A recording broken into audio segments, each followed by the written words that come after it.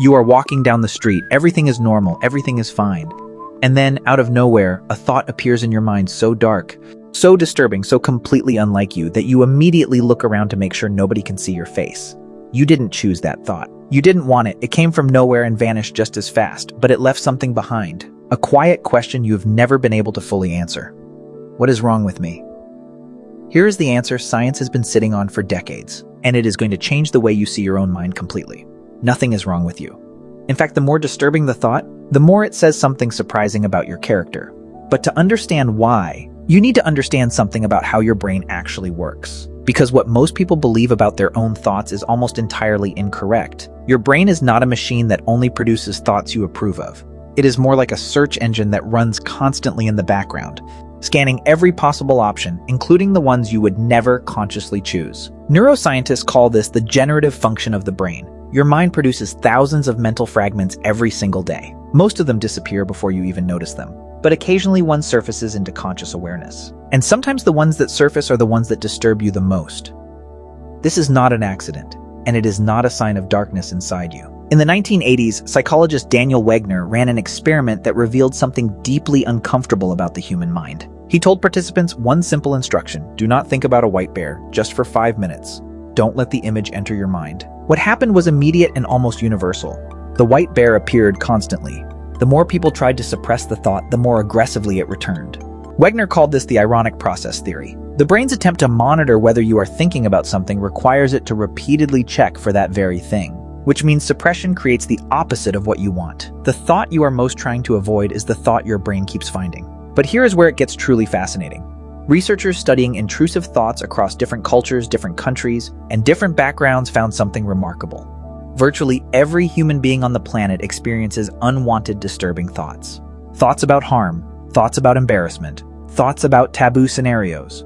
Across cultures that have almost nothing else in common, this experience is universal, which means it is not a psychological disorder.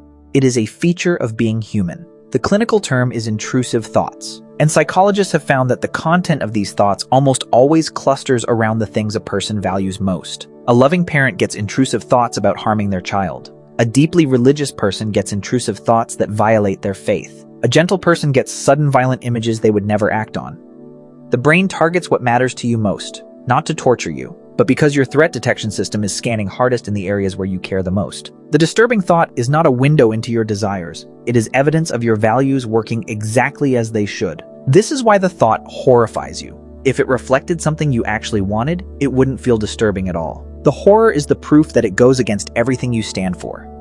But here is what makes this genuinely dangerous for some people. When a person doesn't understand where intrusive thoughts come from, they make a critical mistake. They treat the thought as meaningful. They analyze it. They search for what it says about them. They try harder to suppress it. And as Wegner's white bear experiment showed, that suppression feeds the very thing they're trying to eliminate. This is the exact mechanism behind obsessive-compulsive disorder. Not a character flaw, not weakness. A misunderstanding of the brain's generative system combined with a desperate attempt to control something that was never meant to be controlled. The clinical research is clear. The correct response to an intrusive thought is not suppression and not analysis. It is something far simpler and far more counterintuitive.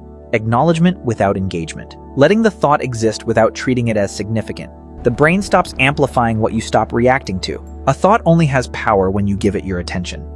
So the next time a dark or disturbing thought surfaces from nowhere, your brain is not broken. It is not warning you about something hidden inside yourself. It is doing what human brains have done for hundreds of thousands of years, generating every possibility, including the ones you would never choose. The mind that produces disturbing thoughts and feels horrified by them is not a dangerous mind. It is a moral one, a mind that knows the difference between what it imagines and what it values.